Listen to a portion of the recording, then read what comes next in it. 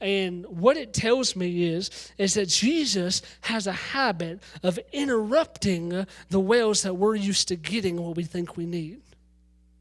Let me say that again. This woman had we don't know, her entire life had been spent going to this one well, and she thought that's what satisfied her. She thought that's what actually provided for her life and gave her strength and what she needed. But one day she shows up, and there's a man sitting on the well, and he says, can you give me some water? And if you're this lady, obviously she's there in the middle of the day. It's the desert. Most of the time, if you're going to go get water in the desert, you don't go at noonday because it's 300 degrees. So what this tells me is she's trying to go in, not be noticed, gather no one's attention, just get what she needs and get out. But this Jew is sitting here interrupting her easy in, easy out and saying, there's a different well. There's something else that you can draw from that's going to actually sustain you. That's going to actually provide for you. And I believe Jesus is that well. He is that well of truth. So while other people are going to the wells that leave them dry, the well that leaves them wanting and coming back with more questions than they started, the wells that just leave them just as empty a couple hours later as when they came, Jesus arrives on this well, says there's a better way. And I believe that was the answer in the garden. When the enemy came with that question and said, can you really trust this well? Can you really trust that it has what's best for you? Can you really trust that God has really what you need?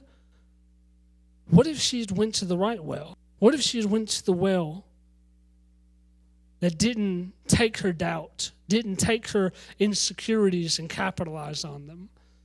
What if she went to the well that pointed her back to the light? What if she went to the well that knew how to handle hard questions? The reason I bring this up tonight is we are surrounded, increasingly so, by a world and a people outside of the church that are having more and more questions. And they've determined that if they have questions, they have the Achilles heel to the church. I can't tell you how many books I've read that are titled Hard Questions Christians Hope You Won't Ask. How many books I've read that say questions every Christian hopes you don't know to ask. It could be its own genre. All because there's a serpent that's convinced them that there's a well that knows how to handle their question and their insecurities and their doubts better than a well named Jesus. I want to put it this way. My goal tonight is that you would not only own a sword or to go home and learn how to use it.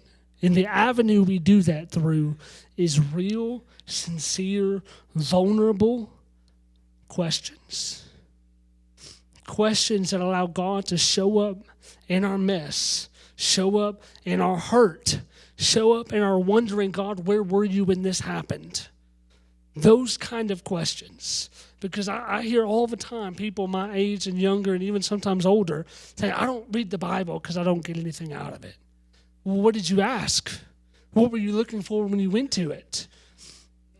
We can't be mad at a God who doesn't give answers when we didn't come looking.